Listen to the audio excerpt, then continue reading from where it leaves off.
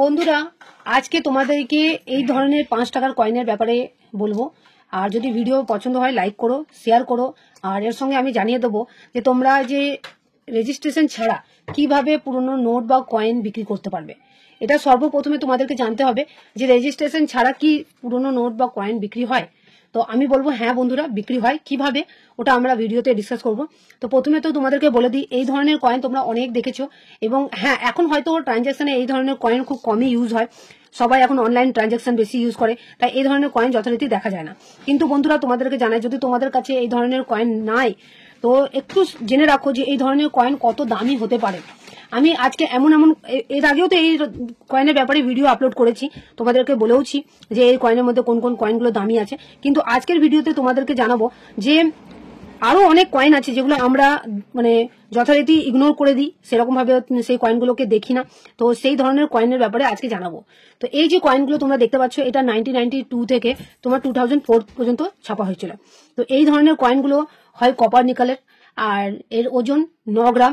আর এর থেকে বেশি ওজন মানে ওভার ওয়েটেড ওজনও কয়েন দেখতে পাওয়া যায়, যেগুলোর দাম তুলনামূলক অনেক বেশি। তো সেই ক্ষেত্রে তোমাদেরকে জানিয়ে দিই, এর যে ডায়ামিটার আছে 23 mm, এর থিকনেস 3 mm, শেপ সার্কুলার। আর এগুলোর যে এজেস এর ব্যাপারে তোমাদেরকে জানিয়ে দিই, একটু যদি দেখো তো দেখো, এজেস হচ্ছে, এটাকে সিকিউরিটি এজেস এর কয়েন বলা হয়। তো এর মধ্যে তোমার রিডেড এজেস এর কয়েনও দেখা যায়। যদি আমি দেখি তোমাদেরকে তুলে ধরি, তো দেখো এটা হচ্ছে রিডেড এজেস, এটা হচ্ছে সিকিউরিটি এজেস। তো তুলনামূলকভাবে এই ধরনেরই যে সিকিউরিটি এজেস এর কয়েনগুলোই দেখা যায়। কিন্তু যদি আমরা একটু খেয়াল করি না, তাহলে মার্কেটে আমরা সিকিউরিটি এজেস থেকেও রিডেড এজেস এর কয়েনে দেখতে পাবো যেটার পরিমাণ একটু দামি, এবং সেই কয়েনগুলো যেগুলোর মানে একটু আলাদা ধরনের হয়। আমি তার সব বন্ধুদেরকেই বলতে চাইবো যে তোমরা যেগুলো অন্য আদার্স ইউটিউব ফেসবুকে শুনে থাকো যে এই দাম আছে কয়েনের, এই লাখ কোটিপতি ঘরে বসে, ওগুলো শুধু তোমাদেরকে বোকা বানানো হয়।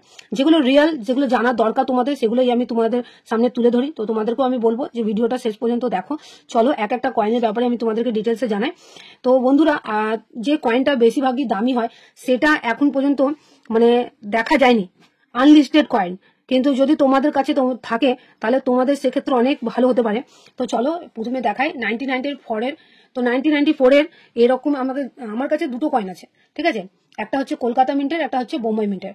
আর 1994 এর তোমার হায়দ্রাবাদ মিন্টেরও কয়েন দেখা গেছে, ঠিক আছে, 3টে মিন্টের। কিন্তু এখন কিছু কালেক্টরের কাছে নয়ডা মিন্ট মানে সলিড ডট দেখতে পাবে, ওই কয়েনও দেখা যাচ্ছে, যেটার ভ্যালু এখন বলছে যে মার্কেটে 5,000 টাকা। কেন? এটা ডিমান্ড যথারীতি বেড়ে গেছে, এবং যেহেতু এই কয়েনটা যথারীতি দেখা যায় না 1994 এর নয়ডা মিন্টের, তো এর থেকেও বেশি দাম তোমরা পেতে পারো। যদি তোমাদের কাছে থাকে নিশ্চয়ই আমাকে কমেন্টে জানাও, বা আমাকে নিশ্চয়ই তোমরা ইনস্টাগ্রামে কমেন্টের সঙ্গে পিক সেন্ড করো। বুঝতে পারলে বন্ধুরা? তো চলো এবার নেক্সট কয়েনের দিকে বাড়ি।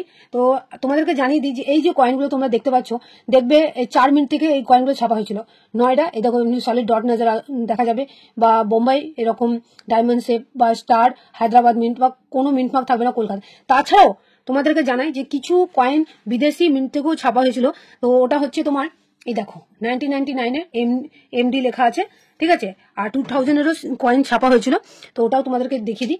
এই দেখো এই দুটো ইয়ারের কয়েন বিদেশি মিন্ট থেকে ছাপা হয়েছিল, ঠিক আছে। তো অনেক বন্ধুরা ভাবে এই যে এমএমডি দেখা যাচ্ছে বা এই যে আলাদা মিন্ট মার্ক দেখা যাচ্ছে মানে এই কয়েনের অনেক দাম।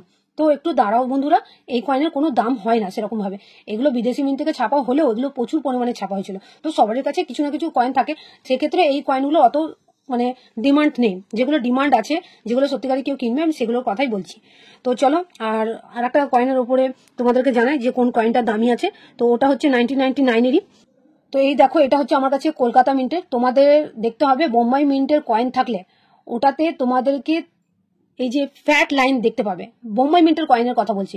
তো ফ্যাট লাইনের ব্যাপারে যদি তোমরা আরো জানতে চাও আমাকে বলো, কিন্তু আপাতত তোমাদেরকে জানিয়ে দিই, যদি ফ্যাট লাইন, বোম্বাই মিন্টের ফ্যাট লাইনের কয়েন যদি থাকে তাহলে তোমরা 1000 টাকা পর্যন্ত পেতে পারো, ঠিক আছে বন্ধুরা? বুঝতে পারলে নিশ্চয়ই। চলো নেক্সট কয়েনের দিকে বাড়ি।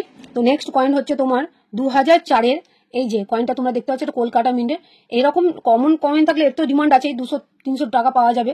কিন্তু এর মধ্যে যে রিডেড এজেস এর ব্যাপার আছে, এই যে আমি বলেছিলাম না রিডেড এজেস, তো এই কয়েনটা এমনি 200-300, কিন্তু রিডেড এজেস থাকায় এটার ভ্যালু কিন্তু 1000 টাকা থেকে 5000 টাকা পর্যন্ত বেড়ে গেছে বন্ধুরা, ঠিক আছে। এরকম কয়েন যদি তোমাদের কাছে থাকে নিশ্চয়ই আমাকে কমেন্টে জানাও। আর 2004 এর আর একটা কয়েনের দাম অনেক বেশি, সেটা হচ্ছে তোমার হায়দ্রাবাদ মিন্টের। তো সেটাও আমি তোমাদেরকে দেখিয়ে দিই। এই দেখো স্টার, তোমার 4000 টাকা, ঠিক আছে বন্ধুরা। তো বুঝতেই পারছো এই ধরনের কয়েনের দাম কত বেশি। তো এগুলো তোমাদেরকে নিশ্চয়ই কালেক্ট করে রাখা দরকার নিজের কালেকশনে। আর বন্ধুরা বলি যে আমি যে কথাগুলো বলি নিজের ভিডিওতে, যে রেজিস্ট্রেশন ছাড়া তোমরা নিজের কয়েন বিক্রি করতে পারবে, কি প্রকারে তোমরা শুনে রাখো। দেখো, রেজিস্ট্রেশন চার্জ লাগে না যদি তোমরা ঠিক জায়গায় কয়েন বিক্রি করার জায়গায় পৌঁছাও। তো কয়েন বিক্রি করার জায়গা হচ্ছে তোমার মুদ্রা প্রদর্শনী, যেখানে না তোমাকে এক্সট্রা করে চার্জেস পে করতে হয়, না সেখানে টিকিট বুক করতে হয়, না অ্যাডভান্স বুক করতে হয়, কিছুই করতে হয় না। শুধু তোমাদের কাছে যে স্কেয়ার মানে কয়েনগুলো বা রেয়ার কয়েনগুলো তোমাদের কাছে আছে, সেগুলো যদি তোমরা কালেক্ট করো, সেগুলো যদি নিয়ে যাও, তো তাদের সময় বাঁচবে এবং তার ডিমান্ডও আছে। তো আশা করি আমার ভিডিওর মাধ্যমে তোমরা বুঝতে পারছো। তো কলকাতাতে অনেক তাড়াতাড়ি এক্সিবিশন হতে চলেছে, যেটা হতে চলেছে তোমার এপ্রিল মাসে।